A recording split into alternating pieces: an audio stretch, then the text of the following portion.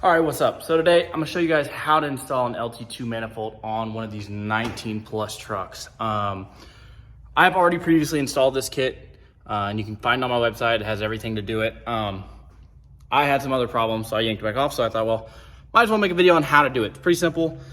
It's pretty similar to the older years of the 14 through 18. So if you have one of those style trucks, this video could probably help you as well. Like I said, it's on the website right now and I have the parts on the table, pretty much what it is. So this is a LT2 manifold with the LT5 95 millimeter throttle body with the adapter plate and then the cover. On the website, you can select if you want the cover or not. I personally don't like how they look with it or without it. So I obviously threw it on my truck. But like I said, this install is pretty simple. I already have the manifold off. I will walk you through real quick on how to do that. It's 10 bolts. So 10 bolts to take off the stock one and a couple of clips. So you'll have these little tree clips in the back here.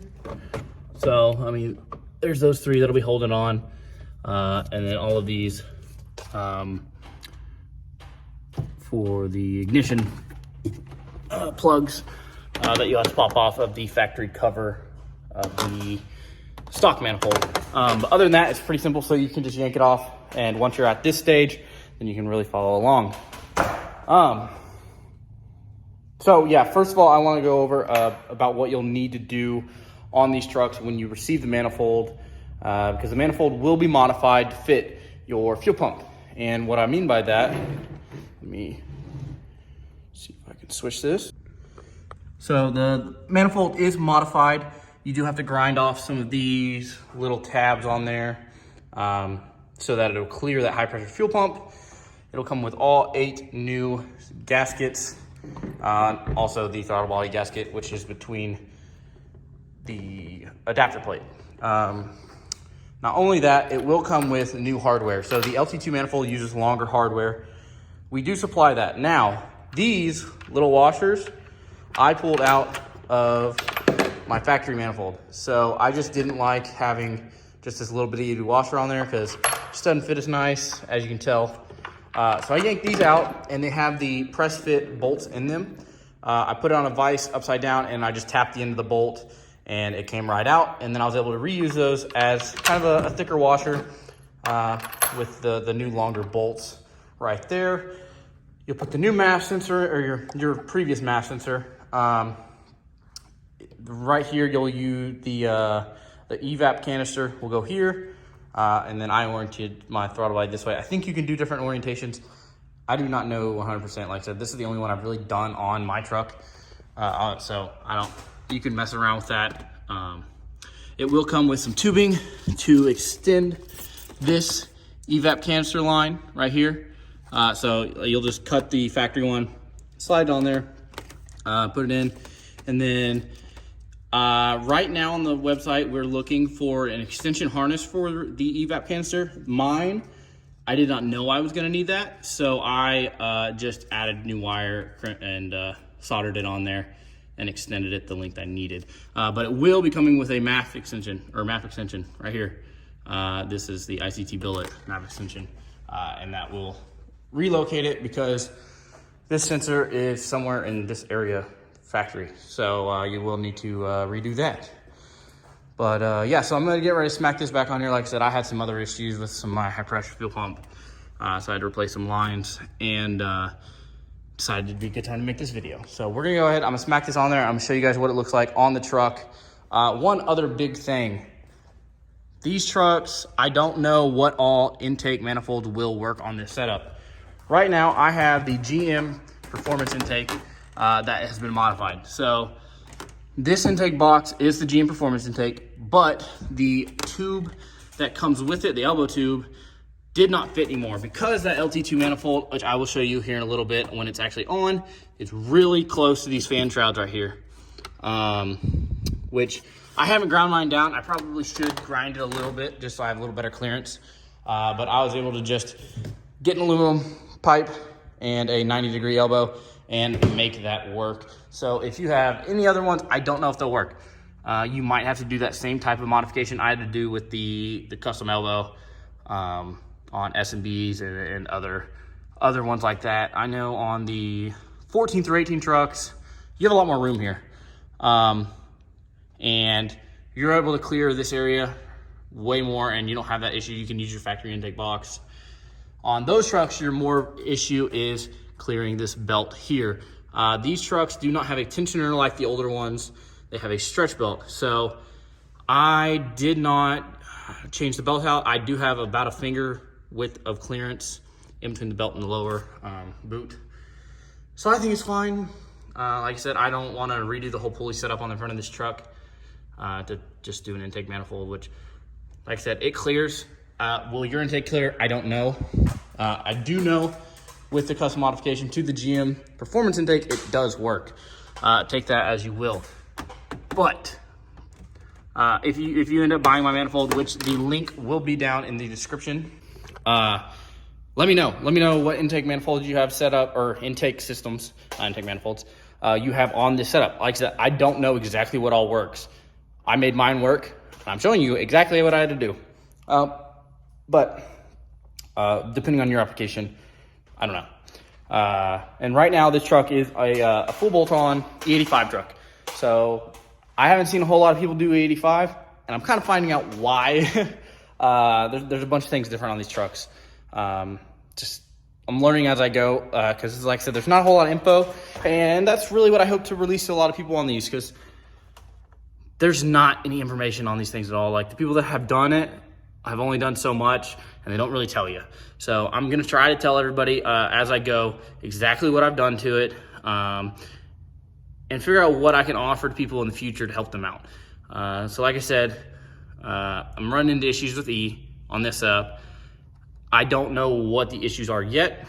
We have some stuff coming to try to figure it out and see if I'm good, or if I do need to upgrade some the intake or the in-tank pump, which you cannot upgrade at the moment. I found that out the hard way, and I will go over that in a future video when I figured out how to upgrade the fuel system in this truck. The high pressure side, I think, is the exact same as all the 14 through 18s.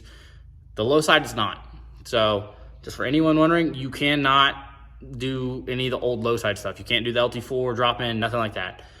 Completely different fuel system on these trucks, on how they actually work. But yeah, so on 91 and a full tune truck, you have enough fuel for days on these intake manifolds.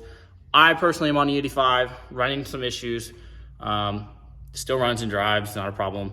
Like I said, we're just figuring out some things. So got some more stuff coming, but I'm gonna show you guys a video of it when it's installed and exactly how everything's routed and everything like that here in a second. See you in a minute. So when installing this, there is a torque sequence. It's 39 inch-pounds and then 89 inch-pounds. I don't know if there's a pattern. I couldn't find that out, but you do need to do those steps to get this correctly installed and make sure there's no leaks in it. Like, as you can see, manifold is about back on. It's just 10 bolts. It's a very simple install once you do that clearancing of the high pressure fuel pump. And I will show you some of the problems that you could run into here in a minute. All right, so I got the intake manifold on, and then I went ahead, since I was already here this time, I ground this down.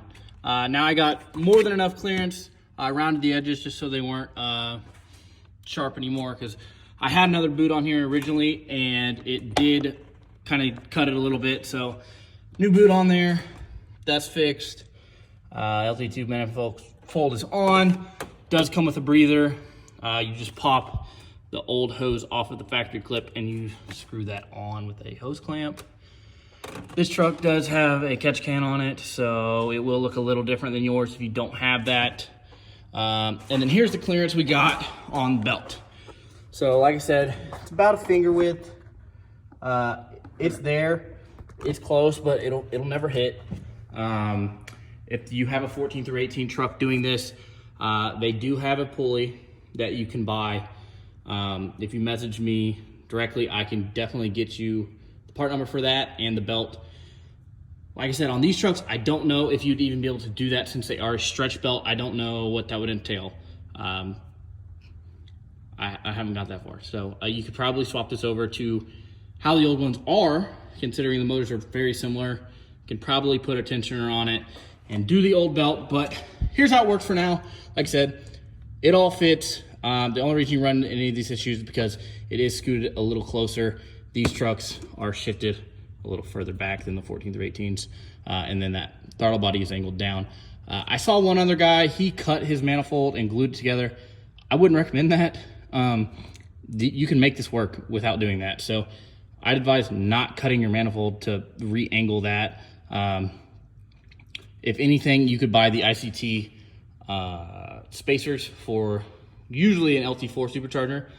You could probably use it on LT2, which would lift this manifold and give you a little more room here. So worst case scenario, you could do that. I think those are about 400 bucks. So for what you're getting out of this, that's a little much. This upgrade can get you about 20, 30 horsepower. On a stock tune, I don't know if how much you're gaining. I'm sure you gain a little bit of power here and there, but that's on a fully tuned truck getting all the benefits of this manifold. You know, we were able to raise the rev limiter up from 5,800 to 63.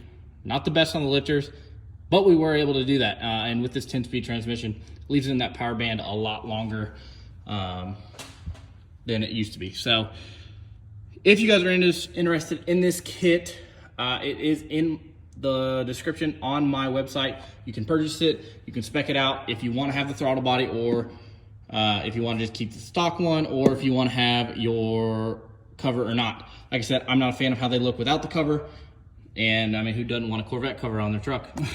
But thanks for watching the video. If you guys have any questions, drop them in the comments. I'll try to answer you guys. If you want to message me directly on Instagram, it's wide6.2, and I can hopefully answer your questions there as well. Yeah, thank you guys for watching.